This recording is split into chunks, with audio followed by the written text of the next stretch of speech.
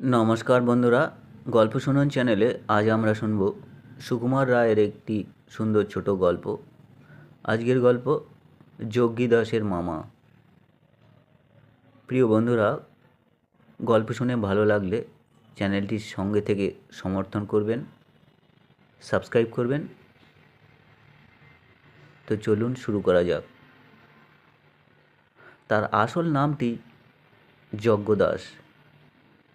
সে প্রথম যেদিন আমাদের ক্লাসে এলো, পণ্ডিতমশাই তার নাম শুনেই ভ্রুকুটি করে বললেন, যজ্ঞের আবার দাস কি? যজ্ঞশের বলল, তবু না হয় বুঝি। ছেলেটি বলল, আগে আমি তো নাম রাখিনি, নাম রেখেছেন খুড়োমশাই। এই শুনে আমি একটু ফিক করে হেসে ফেললাম। তাই পণ্ডিতমশাই আমার দিকে তাকিয়ে বললেন, বানান করো যজ্ঞদাস। আমি থতমত খেয়ে গেলাম। বর্গীয় জ। পণ্ডিতমশাই বললেন, দাঁড়িয়ে থাক। তারপর একটি ছেলে ঠিক বানান বললে তিনি আরেকজনকে বললেন, সমাস কর। সে বেচারা ভয় পেয়ে বলল, যজ্ঞ ছিল দাস, হলো যজ্ঞদাস। অর্থাৎ পণ্ডিতমশাই বললেন, থাক থাক, আর বলতে হবে না। দুদিন যেতে না যেতেই বোঝা গেল যোগীদাসের আর কোনো বিদ্যে থাকুক না থাকুক, আজগুবি গল্প বলার ক্ষমতাটি তার অসাধারণ। একদিন সে স্কুলে দেরি করে এসেছিল, কারণ জিজ্ঞাসা করতেই সে বলল, রাস্তায় আসতে 25টা কুকুর হা হা করে আমায় তেড়ে এসেছিল। ছুটতে ছুটতে হাঁপাতে হাঁপাতে সেই পাড়ার শেষ পর্যন্ত চলে গিয়েছিলাম। 25টা দূরের থাক, 10টা কুকুরও আমরা একসঙ্গে দেখিনি। কাজেই কথাটা মাস্টারমশাইও বিশ্বাস করেনি। তিনি জিজ্ঞাসা করলেন, এত মিছে কথা বলতে শিখলে কার কাছ থেকে? যোগীদাস বলল, আগে মামার কাছে। সেদিন হেডমাস্টারের ঘরে যোগীদাসের ডাক পড়েছিল। সেখানে কি হয়েছিল আমরা জানি না, কিন্তু যোগীদাস যে খুশি হয়নি সেটা বোঝা গেল। কিন্তু সত্যি হোক আর মিথ্যে হোক, তার গল্প বলার বাহাদুরি ছিল। সে যখন বড় বড় চোখ করে গম্ভীর গলায় তার মামার বাড়ির ডাকাত ধরার গল্প বলতো, তখন বিশ্বাস করি আর না করি, শুনতে শুনতে আমার মুখখানা আপনা হতেই হা হয়ে আসতো। যোগীদাসের মামার কথা আমাদের ভারী আশ্চর্য ঠেকত। তার গায়ে নাকি যেমন জোর, তেমনি অসাধারণ বুদ্ধি।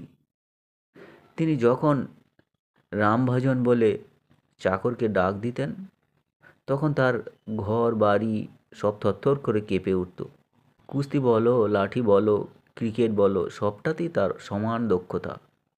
প্রথমটা আমরা বিশ্বাস করিনি, কিন্তু একদিন সে তার মামার ফটো এনে দেখালো। দেখলাম পালোয়ানের মতো চেহারা বটে। একবার ছুটি হতো আর যোগীদাস তার মামার বাড়ি যেত, আর এসে এসব গল্প বলতো, তা কাগজে ছাপাবার মতো। একদিন স্টেশনে আমার সঙ্গে যোগীদাসের দেখা। একটা গাড়ির মধ্যে মাথায় পাগড়ি বাঁধা চমৎকার জাদরেল চেহারা একটি দেশি ভদ্রলোক বসে। আমি স্কুলে ফিরতে ফিরতে যোগীদাসকে জিজ্ঞাসা করলাম, ওই পাগড়ি বাঁধা লোকটাকে দেখছিলি? যোগীদাস বলল, ওই তো আমার মামা। আমি বললাম, ফটোতে তো কালো দেখছিলাম। যোগীদাস বলল, এবার সিমলে গিয়ে ফর্সা হয়ে এসেছেন। আমি স্কুলে গিয়ে গল্প করলাম, আজ যোগীদাসের মামাকে দেখে এলুম। যোগীদাসও খুব বুক ফুলিয়ে বলল, গম্ভীর করে বলল, তোমরা তো ভাই আমার কথা বিশ্বাস করো না। আচ্ছা, না হয় মাঝে মাঝে দু একটা গল্প বলে থাকি, তা বলে কি সবই আমার গল্প? আমার মামাকে শুদ্ধ তোমরা উড়িয়ে দিতে চাও। এ কথায় অনেকেই মনে মনে লজ্জা পেয়ে ব্যস্ত হয়ে বারবার বলতে লাগলো, আমরা কিন্তু গোড়া থেকেই বিশ্বাস করেছিলাম। তারপর থেকে মামার প্রতিপত্তি ভয়ানক বেড়ে গেল। কোনো দিন শুনতাম মামা গেছেন হাতিগন্ডার বাঘ মারতে। দিন শুনতাম একাই তিনি 5টা কাবুলিকে ঠেঙিয়ে ঠিক করেছেন। এরকম প্রায়ই হতো। তারপর একদিন সবাই আমরা টিফিনের সময় গল্প করছি, এমন সময় হেডমাস্টার মশাই ক্লাসে এসে বললেন, যজ্ঞদাস, তোমার মামা এসেছেন। হঠাৎ যজ্ঞদাসের মুখখানা আমসির মতো শুকিয়ে গেল। সে আমতা আমতা করে কি যেন বলতে গিয়ে আর বলতে পারল না। তারপর লক্ষ্মী ছেলেটির মতো চুপচাপ মাস্টার মশাইয়ের কাছে গিয়ে বসলো। আমরা বললাম, ভয় হবে না? জানো তো কীরকম মামা। সবাই মিলে উৎসাহে আর আগ্রহে মামা দেখবার জন্য একেবারে ঝুঁকে পড়লাম। গিয়ে দেখি একটি কালো রোগা ছোকরা গোছের ভদ্রলোক চশমা চোখে বেচারার মতো বসে আছেন। যোগীদাস তাকে গিয়ে প্রণাম করল। সেদিন সত্যি সত্যিই আমাদের রাগ হয়েছিল। এমনি করে ফাঁকি দেওয়া, মিথ্যে করে মামা তৈরি।